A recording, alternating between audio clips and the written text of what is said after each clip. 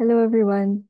In this recording, I will be giving a short introduction to the mechanisms for planning, monitoring, reporting, and review of the Convention on Biological Diversity, and particularly giving um, the context for the negotiations on this agenda item that will be taking place at CBD COP16 happening this October 2024.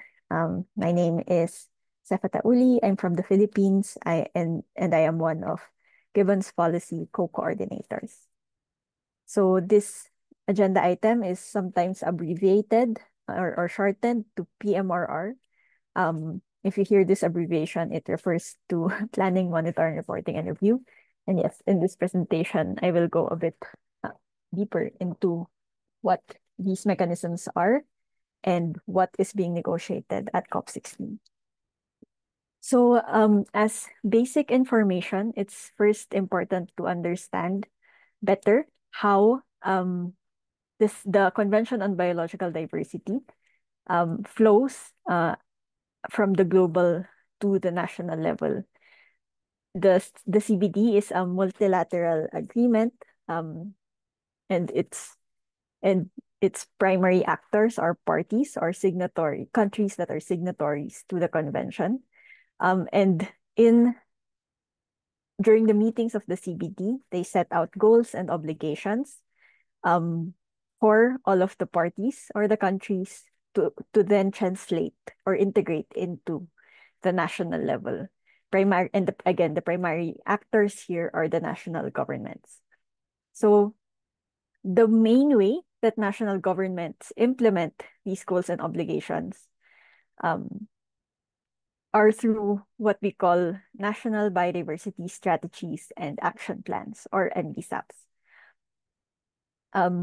So just as an example, some of the goals and obligations include the Kunming-Montreal Global Biodiversity Framework and its 23 targets. And specifically now, national governments are actually turning those 23 targets, goals, and other sections of the framework into national policy through their NBSAP. And this NBSAP then contains a number of different elements that will then translate into different actions and policies on biodiversity conservation and sustainable use, and also fair and equitable benefit sharing. This could look something like passing of national laws, creation or like development of conservation initiatives at different levels, including the local and subnational level. And also, it could also look like different ways to integrate biodiversity into the different sectors of government, for example, into energy, into agriculture, and things like that, or integration into other levels of government, like I said.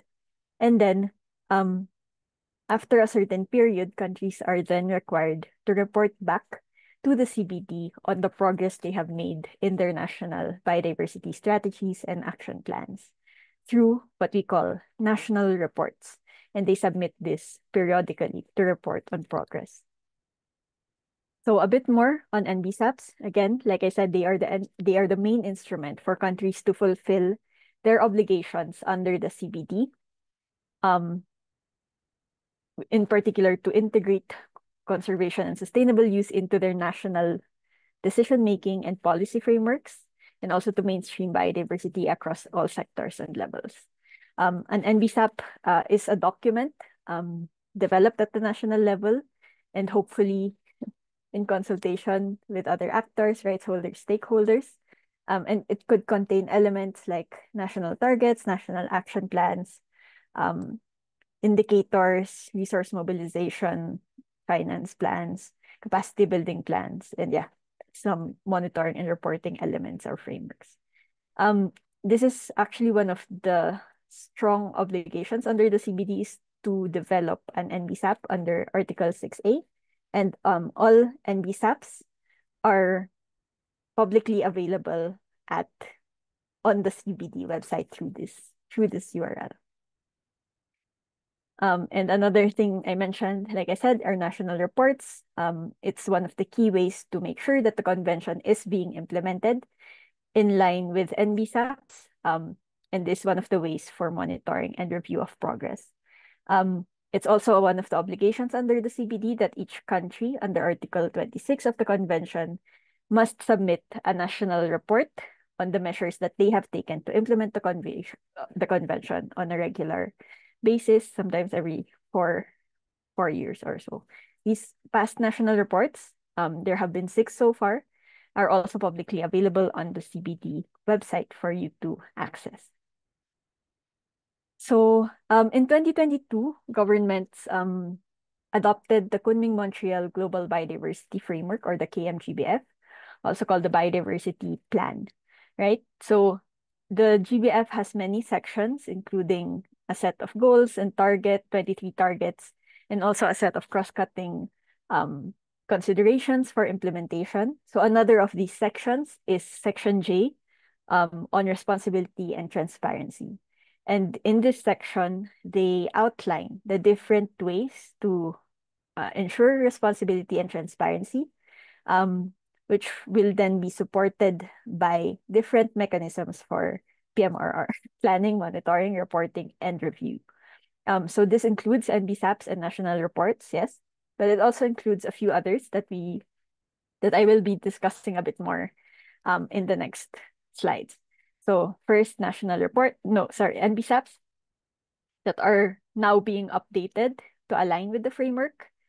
We also have national reports. So the next ones are the 7th and 8th national reports, which should make use of the indicators in the monitoring framework of the Global Biodiversity Framework. A third element of the PMRR mechanism is a global analysis of the information in NBSAPs to assess how they are measuring up to the ambition of the framework. So after countries have updated their NBSAPs, there will be an analysis of those NBSAPs to see whether they are meeting what is needed, right? As agreed in the GBF. The fourth element here is a global review of collective progress in the implementation of the framework. So after a certain period of time, countries will then review how they are doing in terms of progress and adjust as necessary. If it's for the next global review, for example, they'll review it in the middle of the time frame of the GBF, which goes until 2030, see how they're doing. So that's a global review. And also at the end of the time frame, they'll do another global review. There are also mechanisms called voluntary peer reviews and open-ended fora or a forum for voluntary country reviews of their actions and their reports, and their NBSAPs actually. And then the last one here is information on non-state actor commitments towards the framework as applicable. So this is meant to be a mechanism for non-state actors to report on their own commitments and contributions to the framework. Non-state actors meaning, actors that are not national governments, okay? So these are the different elements of PMRR in the Kunming-Montreal Global Biodiversity Framework. So why is this important for us as youth to monitor and follow? So it's important because really when talking about an agreement like the CBD, these mechanisms need to be strong so that, as part of implementation, they are the mechanisms to implement the CBD and make things happen. So NBSAPs, like I said, are the main vehicle for national implementation. We have the monitoring framework, which contains indicators, and indicators are very important to inform decisions, and they also influence actions in themselves. National reports are the main instrument for accountability and transparency and for countries to report on their progress. In the same way, non-state actor commitments and ways to report on those could potentially be a good way for actors like youth, like indigenous peoples, like women, to report on how they too are contributing to the implementation in line with a whole of society approach. And then you have also a global review process that will assess how the world is implementing the GBF at certain points. Like I said, midway and at the end of the GBF timeline. And so with all of these mechanisms, they have to be good, they have to be effective, they have to be inclusive, they have to align with elements of the global biodiversity framework, including key priorities of youth that are reflected there, and they need to appropriately take youth into account in many different ways. So this is just a bit of a timeline to see how everything fits. In 2022, the GBF was adopted. COP16 is technically the deadline for countries to submit NBSAPs, but some countries are taking longer, so we expect it to continue even after COP16. There's also an analysis of NBSAPs at COP16 expected, but like I said, since NBSAPs are taking longer, there might be another one later. And then, yeah, there's a few other things that will be adopted at COP16.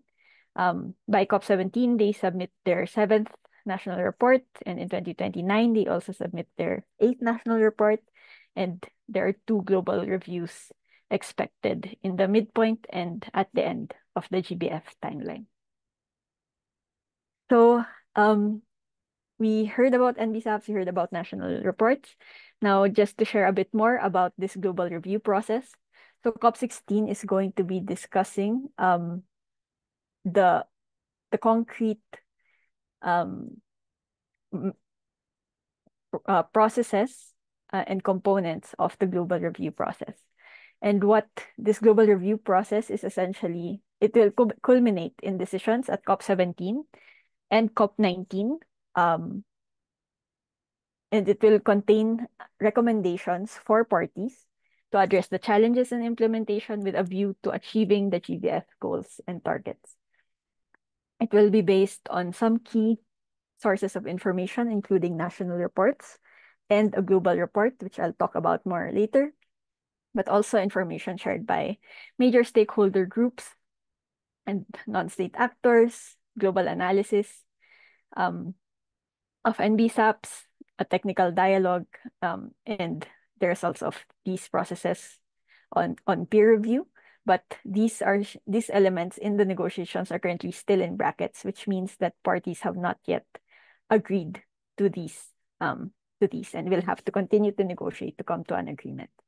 Okay, so now the global report, which is different from the global review, but it will inform the global review, is different. So it's a document that will focus primarily on assessing progress in the implementation of the framework, drawing from national reports, global analysis of NBSAPs, again, some other sources of information like the Global Biodiversity Outlook, the Local Biodiversity Outlooks, the IPBES assessments and the IPCC assessments, information from non-state actors, information from secretariats of other multilateral agreements and others, right?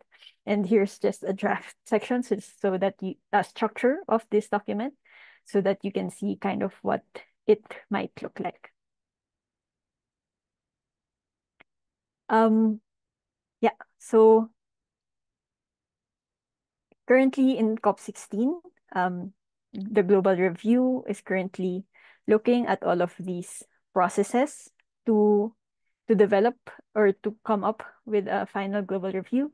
And they're also looking at the global report, including sources of information. And also for both, they're looking at kind of the mechanism for this to move forward. And for the global report, it's clear now that it will proceed with forming a scientific and technical advisory group that will support the development of this global report. But for the global review, things are a bit less certain at this point, and they will continue negotiations on what the process will actually look like.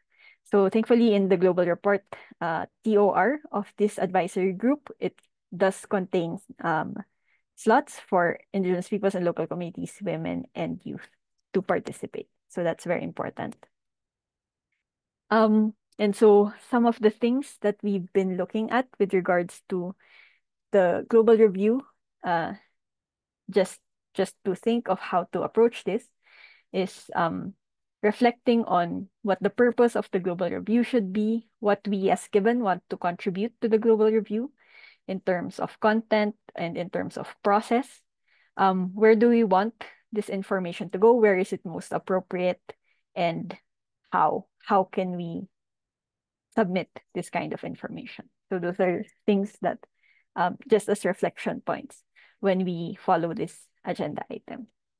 So another component of PMRR, like I said, is this idea of non-state actor commitments. So in the COP decision from COP15 detailing these mechanisms, there is a paragraph here that invites all kinds of non-state actors, including youth, to develop commitments contributing to the GBF and to share them through what they call the online platform for the action agenda for nature and people. But they didn't finish negotiating this at COP15, and so in the past 2 years, they have been continuing negotiations on a template for reporting these commitments. Some issues that have come up is there is some disagreement on the term non-state actors and who this refers to. For us also, one thing to note is to be clear what is the purpose of this mechanism, because there is kind of conflicting ideas of what this is supposed to be, and it's not being easy to reconcile these. For example, some countries think it should be used to bring in commitments from businesses and ensure accountability from them. Others believe it should facilitate a simple way for rights holders to report on their commitments and contributions and for these to be accounted for. Others might have other ideas, and so we are questioning how these purposes can be reconciled or how to reflect them in a way that that we can come to an agreement and also make it the most meaningful that we can. Another point to consider is that the previous way to actually report on non-state actor commitments did not work for us, and there were many gaps. So how can we address those gaps? Okay, so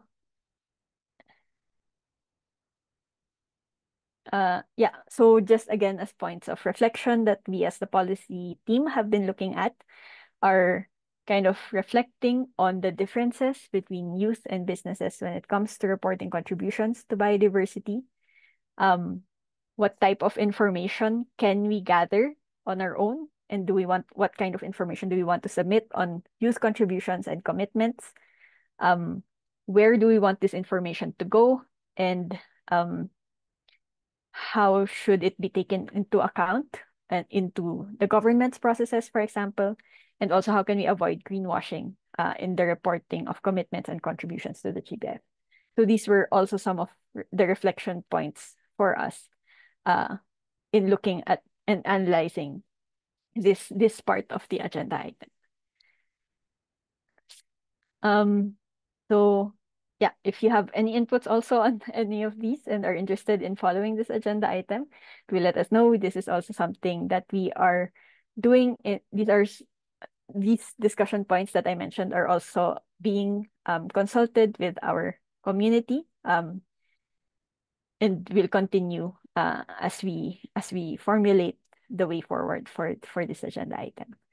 So coming to the end now, I just want to repeat again what COP16 will be aiming to discuss on this agenda item. So first, SBI 5 is a meeting that will be happening right before COP16, and it will be discussing the updating of NBSAPs, taking stock of the progress.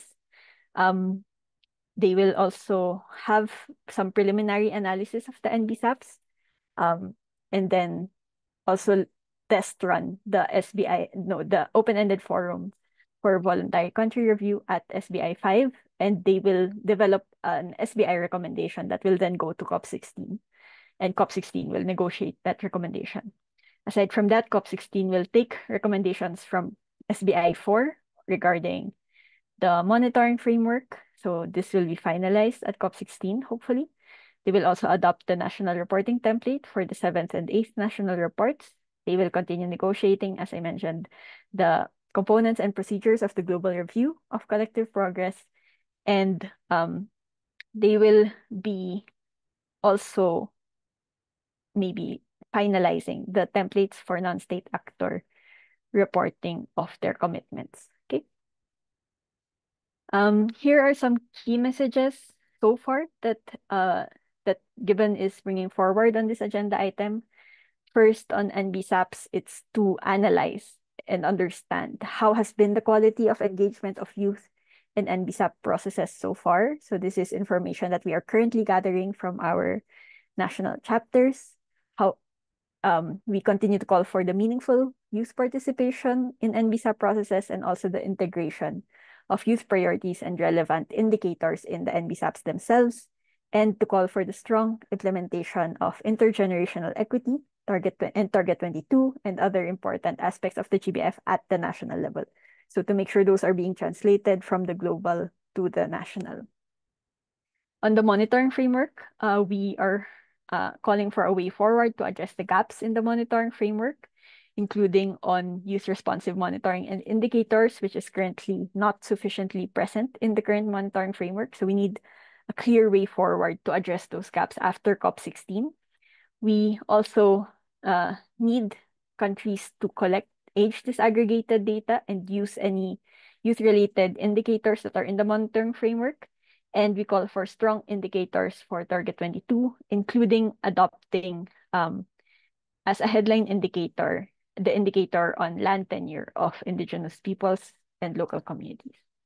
On reporting, on the reporting processes, we call for the recognition of youth and other rights holders' contributions to implementation and for these to be recognized in national reports, and for a non-state actor reporting mechanism that facilitates and simplifies rights holder reporting while recognizing the different responsibilities and capacities between rights holders and other actors.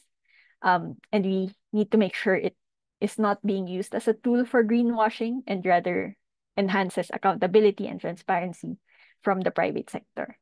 And then briefly on the global review. So we call for an inclusive and participatory process, of course, and we'll be looking at the negotiation text to see how this can best be reflected. And then also it needs to be able to take into account youth inputs, including by using youth-related indicators that are in the monitoring framework and also integrating youth indicators in their national reports. And of course, also by recognizing any self-reporting mechanisms of youth contributions developed by young people. Okay, so these are some key messages on this agenda item, and that's it. Thank you so much for listening and for your attention. You can reach me if you have any particular questions, and we will be following this item closely at COP16.